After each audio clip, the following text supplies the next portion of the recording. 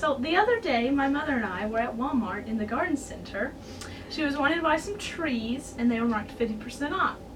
She asked the sales associate if they were going to be marked down any more in the coming days. The associate then replied that the trees were going to be thrown out if they weren't sold by tomorrow. This shocked my mother and I, and we had no idea why they would dispose of these trees that they didn't sell. So my mom asked the associate if they, the workers, could buy the trees before they were thrown out, and she just shook her head no. She said it breaks her heart to see them go to waste. This situation inspired my mother to buy the 10 remaining trees and inspired me to do a little research.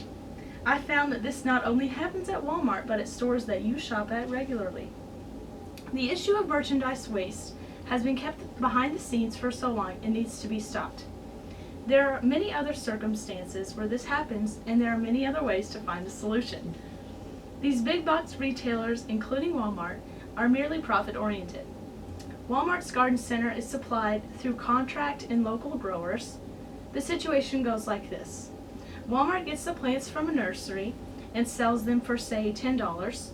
Once Walmart has sold the plant, it pays the nursery back for the cost of the plant.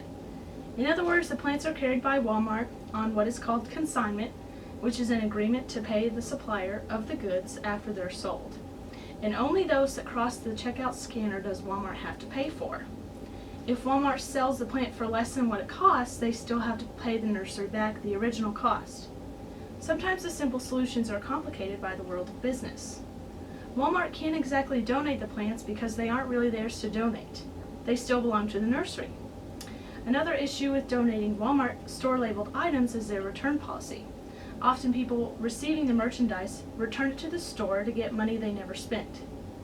Walmart isn't the only store that does this. Home Depot has the policy of spray painting their perfectly good plants orange and throwing them in the dumpster so that people don't get them out. Through the eyes of the strictly business-minded individual, it is better in the bottom line to just throw the plants away. This process isn't just in the garden center either. Retailers throw away about 45 billion tons of food each year, which ends up being about 10% of what you see on the shelves. Stores try to meet what they think demand will be in the coming months, but oftentimes demand decreases after the order is made. This is called the bullwhip effect. If the merchandise is sold to discount stores like TJ Maxx or Marshall's, it puts the brand at risk for losing its image. Many stores deem things out of season and have a certain date the shelves need to be clear to make room for new shipment. Even though stores have the pressure to be efficient with their money, there are still a few solutions. Walmart can set the plants out in a free rack, either in front of the store or inside. This would require taking off all tags and or avoiding the barcodes to avoid people trying to return the plants. Walmart could also send them back to the nursery where they could then donate them or try to sell them, or with the nursery's permission, Walmart could donate them in their name.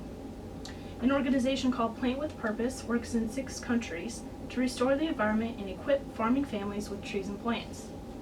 The Plant Donations Nursery of the Arboretum Foundation accepts donations of any type of plant from the months of March to October. They could also be donated to nearby prisons. Many prisons have gardens and landscape teams in charge of upkeep.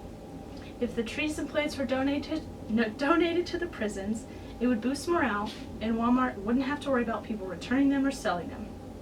In the end, this problem hasn't been a big-ticket issue, but shoppers of these big-box retailers need to be informed. As discussed earlier, retailers are in it for profit.